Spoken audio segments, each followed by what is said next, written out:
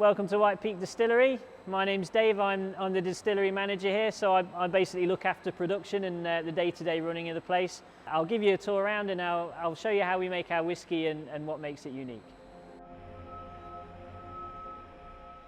This is where our process starts. This is the mill. It's essentially a giant set of scales, our mill, so you can see there it says 244 kilos. Inside that tube there is a coil which will just pull the grain up, pass it into this hopper here, passes it over a magnet to pull any metal that's found its way in there out. There's a set of rollers here and a set of rollers here, a very small distance apart, and it crushes the barley into 3 constituent parts. We actually mill this down to a fine ratio, and I've used our sieves to separate it out for you. So we actually keep a lot of these outer grain husks intact, and they're a bit more useful to keep intact for later on. We do actually make quite a bit of flour. About 10% of this is flour, and the other 70% is middly bits, which is a very technical term. So once we've crushed the barley, it gets ferried up through that tube into the hopper above. So a portion of our malt that we use is peated. We don't like our whiskey to be too heavily peated. It's just so you know it's there. As a new thing that we're going to try, we've just today taken delivery of some Derbyshire barley. So it's something we're really excited about. And in the next couple of weeks we'll be distilling 100% Derbyshire barley. So adds real provenance to the whiskey, and we're all quite excited about it. Right, so this is the mash tun. This is basically the part where we convert all the starch to sugar. Each mash is a 600 kilo mash. We add about 2,100 litres of water to it. But we start with our nice blend of peated and unpeated barley up in that hopper. We basically ferry the grain this way, drop it into the pot, blend it with a hot liquor supply. What we end up with in here is more like a porridge consistency. We've got some rakes in there, so we give it a good stir. That ensures there's a nice even temperature distribution and all the moisture spread out. We turn the rakes off and we just let it stand for 20 minutes. Temperature is really important at this point, so we leave it at 63.5 degrees. That's the temperature we want to hit. At 63.5 degrees, all the enzymes that are present in the barley, they sort of activate and they start to break the starch down into smaller fermentable sugars. That process only takes about 20 minutes, half an hour. The rest of the day, as far as the mash tun is concerned, is all about separating the sugar from the grain. So the grain's going to stay where it is. A farmer will come along later on and he feeds that to his cows, which is quite a nice thing. All the sugar is contained within the liquid in there. That liquid's called wort. We draw it from the sieve underneath and we actually recirculate it back on top of the grain bed. Not every distillery puts an emphasis on clearing up the wort like that. But we do. If you leave the wort cloudy, you probably get more cereal notes in your whiskey at the end, which is a good thing. But what we do here is we recirculate it a little bit to make sure any clumps of grain are compacted in and not in the actual wort. And if you clarify your wort and clear it up a bit, you still get quite a lot of cereal notes through at the end, but you leave a bit of room for the dried fruit sort of raisiny flavours that we're going to develop later on during fermentation. So that's why we do that. You know, the mash tun and the whole plant was installed by Musk Engineering. They're a local firm in Derbyshire. They've been in the industry a while, but this is the first distillery that they've been part of the build and design start to finish. It was important to us to use a local firm with lots of experience. They were a big part of the process and the design and the build all the way through. We actually add 2 different types of yeast, which makes us quite unique. The first type of yeast we add is it's a powdered distiller's yeast. So the science behind yeast has caught up whiskey making quite a lot in recent years. So you do actually have certain strains which are good for different products. We did lots of trials and tried lots of different yeast variants for distilling whiskey, and we settled on one purely on flavour reasons. It gives us a nice dried fruit raisiny profile, which was important to us. The second yeast we had is actually a live brewer's yeast, and in years gone by, lots of distilleries, whiskey distilleries, would use local brewer's yeast just because there's so many breweries out there. Yeast was in sort of a constant supply because brewers can actually reuse their yeast, whereas the fermentation gets too hot, so we can't do that. You know, Derbyshire being such a big area in brewing, we wanted to sort of re-establish that link. And one of the ways we thought we could do that is to try and use a local brewer's yeast as part of our fermentation. So again, another load of trials. We tried loads of different breweries, loads of different yeast strains, And what we've settled on is Thornbridge Brewery, so they're based up in Bakewell, but they actually make a really nice IPA called Jaipur. The fact that it's a brewer's yeast adds its own flavour. The fact that it's a brewer's yeast that has been used to make a beer already just gives it that even more flavour that we really like. After 2 days of fermentation, we won't get any more alcohol. We've got everything we're going to get out of this wort.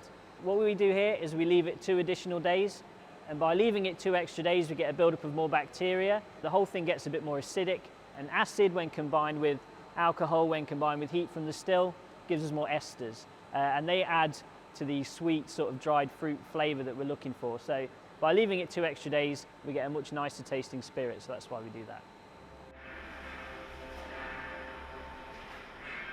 So our stills themselves, they were made by Macmillan. They're a 12th generation coppersmith, so they really knew what they were doing. So you'll notice the stills are different shapes. This one's got quite a bulbous shape to it. What that does there is increases the surface area, so it pulls more sulphur out, which is a good thing. The second thing that does is it increases something called reflux. Reflux is where, instead of the hot vapour making it all the way to the condenser and condensing in there, it'll actually condense on the side of the still. The other differences on the stills are the lye pipes at the top. So at the top of the wash still here, it's actually downhill to the condenser. And what that does is it means as soon as the vapour gets to the top, it's very easy to get there. Whereas on the spirit still on the next day, it's actually uphill all the way. Which means the spirit has to work a bit harder to get there, but it means by the time the spirit has got to the condenser, a lot of the heavier, more oily compounds will have just dropped back down and they get redistilled. The effect that has is it gives us a lighter bodied spirit, and you can get some quite oily spirits, oily whiskies and heavier whiskies out there. They'll have been made on shorter stills where it's easier for those heavier things to boil across. And they're all very nice, but the style we wanted was a light bodied spirit. So we've designed our stills in such a way to encourage that. So we've got tall necks, long lye pipes, and that one's slightly uphill. And that has a huge impact on the flavour. Everything here is distilled twice over 2 days. So this is day 1, that's day 2. Day 1 is all about getting as much alcohol across the still as possible and as much flavour as we can.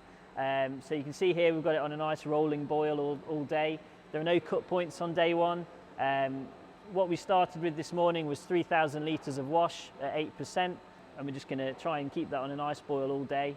How it works is we get a nice alcohol vapour forming in the neck here. As it goes up the neck, it gets more energy, goes up the neck, along the lye pipe, that's the arm on the top, and into the condenser over there. Inside that condenser there's lots of narrow pipe work, which is fed from the river outside. That does mean we warm the river up ever so slightly, but it's only a degree, so we're not boiling any fish or anything like that. It does a good job of cooling our spirit. We'll run the still all day until the distillate on the other side is about 2%, and then that's it.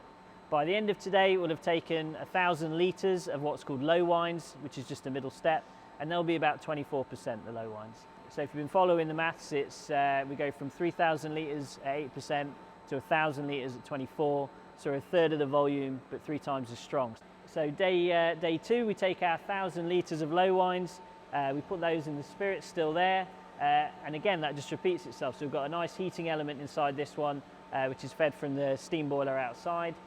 We keep it on a boil. The alcohol vapour goes up the neck, along the lye pipe, into the condenser and out to the other side. Now the spirit run, we do have to be a bit more careful about the spirit we take, but this is one of our last opportunities to sort of shape the spirit and put our stamp on it. So it's quite an important day. The alcohol, when it comes out in the morning at the other side, is probably about 78%. A lot of the more volatile, harsh flavours come out first, but we need to keep that first portion of spirit separate. So that's called 4 shots. After that, we start running the stuff we're going to keep. That's the spirit. That's really nice. It's really clear. All those nice peated notes are there. All the dried fruit, raisiny aromas I was talking about, they come through there as well. Basically, we know from a lot of sampling, 66% doesn't taste quite as nice as 67. So that's our cut point. What we take away from this process is about 350 litres of spirit at about 72%. That's what makes it into the next part of the process, which is casking. We typically fill 2 different types of casks here. There are some outliers. We've filled some port casks, we've filled some virgin oak casks, just to sort of experiment with. But we mainly fill 2 varieties. So we fill these casks here. These are all bourbon casks. And we fill these ones here. These are actually red wine casks. They've had Rioja in them, and they come from Portugal. So this has been used by Heaven Hills Distillery in Kentucky, and they've aged one of their bourbons in there for 3 to 4 years. So we understand the provenance of each cask. So these red wine casks are a bit special. They've gone through a rejuvenation process. So they're called STR casks because the inside has been shaved, toasted, and recharred. So it looks like that. The first thing they do is shave off the first mill, but that's fine. So you're sacrificing a small amount of red wine, but there's still plenty to go out. You can even see the staining in the staves there. Toasting the wood actually caramelizes a load of those wood sugars, which is a process which breaks those sugars down, and oxygen over time will do that for it. So the fact that it's already done will speed that up a little bit. And the last thing you do is char the wood. Charring the wood gives it a nice sort of light burnt sweet taste, which is quite nice. But it smooths off any sharp notes from the spirit run as well, and it actually acts like a bit of a filter and pulls in other things that are in there. So the net result of all of that is that it's very easy for our alcohol to extract colour and flavour from this cask. You get more maturation for the same amount of time. So we've got at least 150 casks now that are all in the whisky mark. And it's what we've been doing is going through a process of sampling, vattings, trying lots of different combinations, and our first release is what we deem the best out of all that. So it's quite an exciting time for us.